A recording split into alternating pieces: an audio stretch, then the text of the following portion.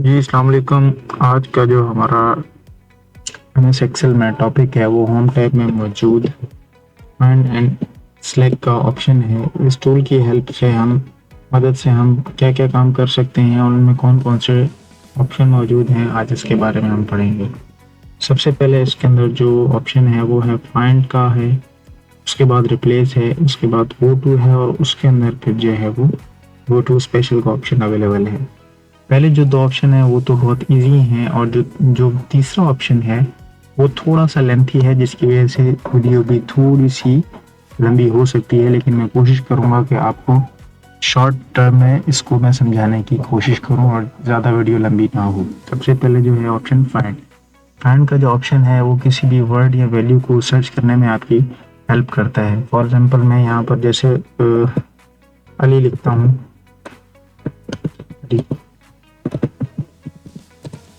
अब ये अली जो है आपके पास, ये तो मैंने जैसे एक एग्जांपल के लिए आपके पास फॉर्मेट बनाया, छोटा सा फॉर्मेट आपको समझाने के लिए। ले आपके ये जो फाइंड का ऑप्शन है ये आपकी बल्क क्वांटिटी में अगर कोई डाटा अवेलेबल हो आपके पास, उसमें आपकी रिक्वायर्ड वैल्यूज़ जो होती हैं उनको सर्च करने के लिए मदद करता है।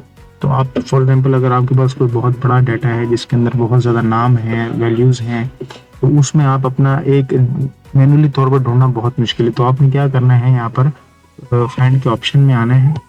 पहला ऑप्शन है, इसको क्लिक करना है और इसका जो शॉर्टकट है वो कंट्रोल एफ है।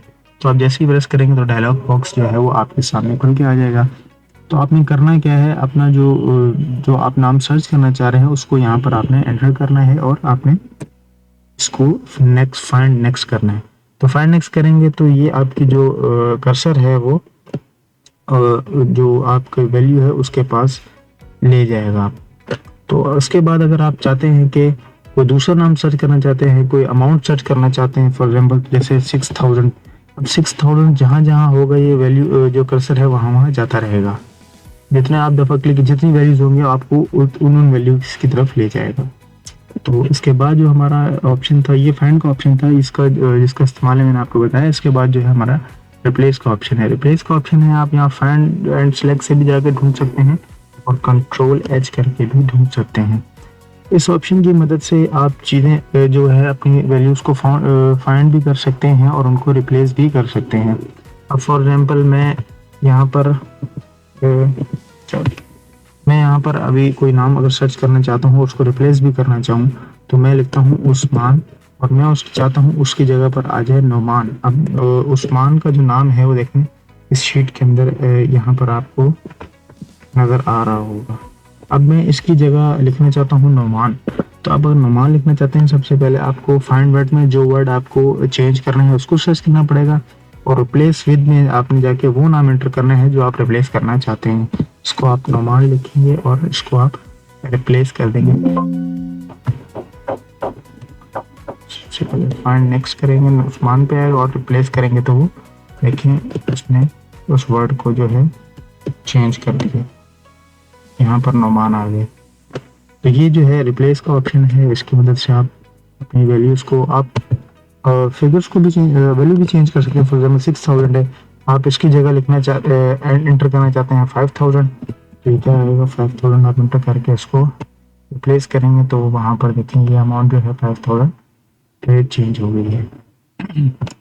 उसके बाद जो हमारा नेक्स्ट ऑप्शन है वो है गो टू का।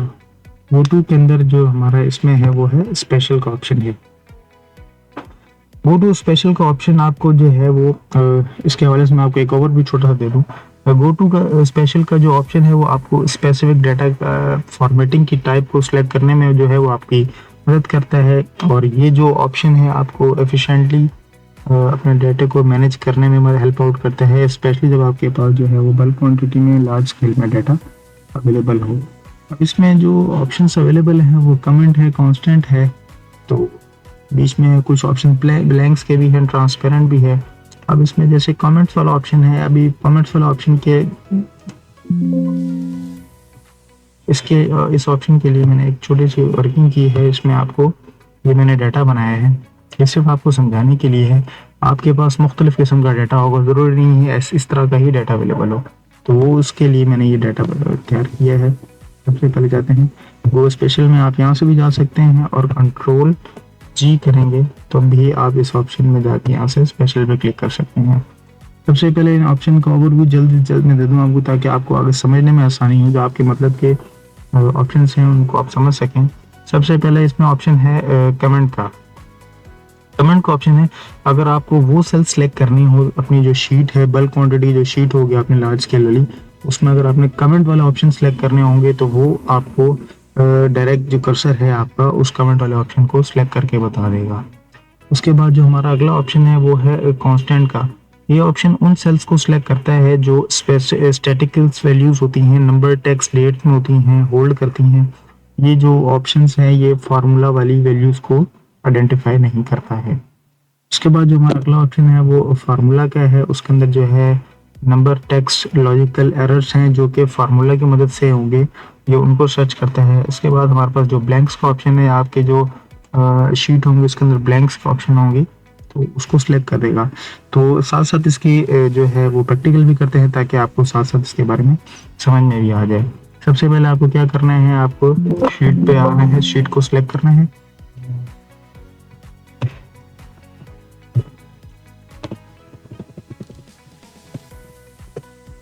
और अपना कंट्रोल जी प्रेस करके इसमें एंटर करना है। अब अगर आपने अपनी शीट के अंदर कमेंट्स को आइडेंटिफाई करना है तो उसके लिए आपने क्या करना है, अगर कहाँ कहाँ आपके कमेंट्स के वो ऑप्शन मौजूद हैं तो उसमें आपको ओके करना है आपने। तो ये आपको डायरेक्ट आपके कमेंट वाले ऑप्शन पे ले जाएगा। यहाँ पर जैसे इस सेल के अंदर मैंने एक कमेंट का ऑप्शन ऑलरेडी ऐड कर रखा है, जो उसने आइडेंटिफाई करवा दिया कि इस सेल के अंदर कमेंट मौजूद हैं। इसके बाद जो हमारा नेक्स्ट ऑप्शन है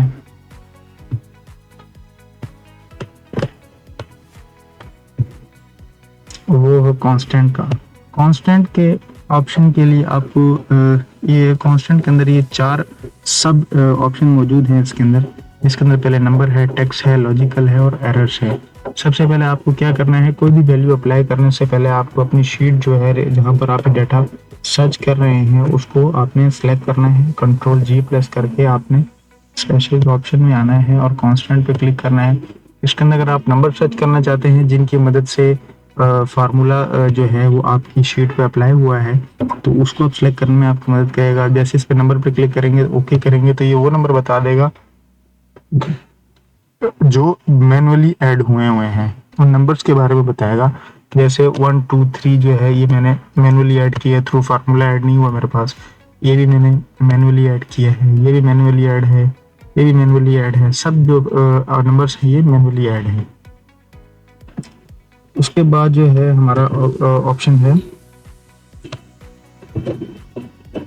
सबसे पहले यार अपनी शीट लाजमी सेलेक्ट करें, क्योंकि वरना ये आपके इस पर अप्लाई नहीं होगा। कंट्रोल जी में जाएंगे, स्पेशल में जाएंगे, तो कांस्टेंट के अंदर हमारा अगला ऑप्शन है वो है टेक्स्ट का। अब टेक्स्ट जो है, जो मैनुअली टेक्स्ट ऐड हुआ होगा, जो आपने खुद टाइप किया होगा, ये उनको आइडेंटिफाई कर देगा।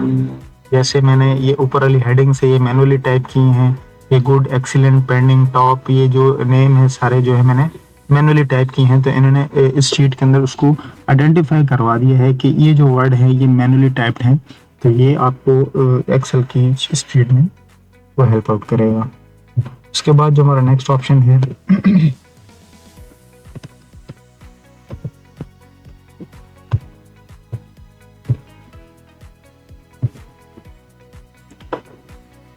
वो है लॉजिकल का।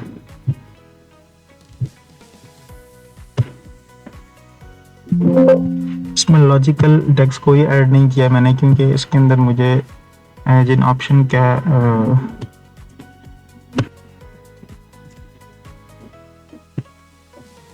इसके बाद जो हमारा अगला ऑप्शन है वो है गो टू स्पेशल का।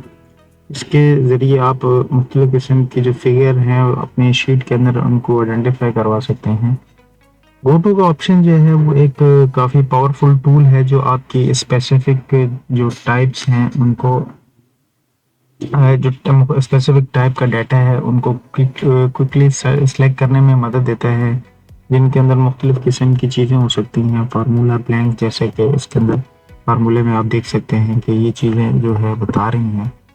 तो इसके अंदर जो है आप मुख्तलिफ़ किस्म के स्पेसिफिक फॉर्मेटिंग के टाइप को सिलेक्ट करते हैं, उसमें उसको कर सकते हैं, उसको इफेक्टिव बना सकते हैं। ये जो है स्पेशली लार्ज डाटा जो होता है उसके अंदर ये आपको काफ़ी हेल्प आउट करता है। तो आइए बारी बारी इसका जो है वो हम इस्तेमाल सीखते हैं कि ये कहाँ कहाँ कैसे कैसे इस्तेमाल होता है। इसको यूज़ करने के लिए मैंने एक छोटी सी एक वर्किंग की है, शीट बनाई है। तो आइए इस पे इसको अप्लाई करके देखते हैं ये कैसे वर्क करते हैं। तो आपने क्या करना है, अगर गो टू द स्पेशल पे जाना है, सबसे पहले आप यहाँ से भी जाके इस ऑप्शन को जो है वो आइडेंटिफाई कर इसको कर सकते हैं, एक्सेस कर सकते हैं यहाँ से भी। और आप इसकी शॉर्टकट की कंट्रोल जी से भी इसको एक्सेस कर सकते हैं। इसमें जो सबसे पहला ऑप्शन है वो है कमेंट कर दें। तो सबसे पहली बात याद रखिएगा, इन तमाम ऑप्शंस को अप्लाई करने के लिए आपको अपनी शीट को कोशिश करें सिलेक्ट करके ही इस पे वैल्यू फार्मूला अप्लाई, ये चीज़ें अप्लाई करें ताकि आपको कोई मसला ना आए। सबसे पहले क्या करना है आपने, इसमें जो ऑप्शन है कमेंट का है, कमेंट का ऑप्शन ये चीज़ बताएगा कि आपकी इस शीट के अंदर कहाँ कहाँ पर कमेंट्स जो है वो अप्लाई हुए हैं। तो ये कर्सर जो है वो उस वैल्यूज़ के ऊपर चले जाएगा। जैसे ही आपने एंटर किया, देखें ये अली के ऊपर जो है मैंने कमेंट अपने तौर पर ऐड किया हुआ था, जिसके अंदर ये आइडेंटिफाई करवा रहा है कि इस सेल के अंदर ये कमेंट का ऑप्शन मौजूद है। इसके बाद जो हमारा अगला ऑप्शन है वो है, सबसे पहले इसको सिलेक्ट कर लें, कंट्रोल जी प्रेस करेंगे तो आप वो स्पेशल के ऑप्शन में जाएंगे। कांस्टेंट का ऑप्शन है, देखिए कांस्टेंट और फार्मूला का ऑप्शन तकरीबन एक जैसा ही है, बस इसमें जो है वो उसमें कंडीशन चेंज हो जाती है। कांस्टेंट जो है वो वैल्यूज़ होती हैं जो विदाउट फार्मूला जो है मैनुअली टाइप्ड होती हैं। ये आपकी शीट के अंदर उनको आइडेंटिफाई करवाएगा। अब जिनको इसमें हाईलाइट किया है ये वैल्यूज़ वो हैं जो मैंने खुद मैनुअली एंटर की हैं, जिनकी मदद से फार्मूला तैयार हुआ है। एक्सेप्ट सीरियल नंबर को सीरियल नंबर तो वैसे में दिया है, जो ये वैल्यूज़ हैं इनको एंटर करके ही फार्मूला जो है वो आगे बना है। तो आप इसकी मदद से इन वैल्यूज़ को फाइंड आउट कर सकते हैं। इसके बाद कांस्टेंट के अंदर जो है वो टेक्स्ट है, वो आपको बताएगा कि टेक्स्ट जो है कहाँ कहाँ पर आपने अप्लाई किया हुआ है। इसमें देखना टेक्स्ट के बारे में ही बता दे कि इन जगह पर मैनुअली टेक्स्ट अप्लाइड है। उसके बाद जो अगला ऑप्शन है उसमें कांस्टेंट के अंदर बता देगा कि लॉजिक्स कहाँ कहाँ अप्लाई हुई हैं। तो आप जैसे इसको ओके करेंगे तो वो आपको लेकिन उस पर आइडेंटिफाई करवा दी कि फॉल्स जो है वो मैनुअली टाइप्ड है। उसके बाद जो है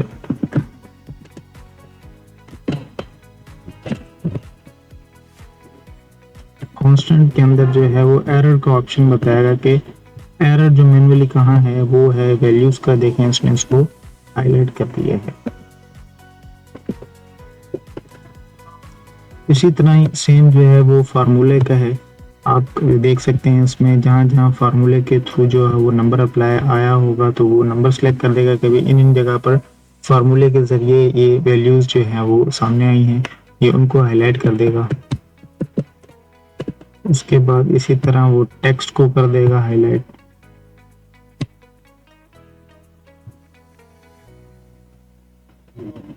तो उसमें आपको बताया कि कहाँ कहाँ पर जो है वो टेक्स्ट है। देखें ये फार्मूले के ज़रिए जो फेल पास जो है वो लिखा हुआ है, थ्रू फार्मूला अप्लाई हुआ है, या आप इसमें फार्मूला बार में देख सकते हैं इसके ऊपर फार्मूला अप्लाइड है।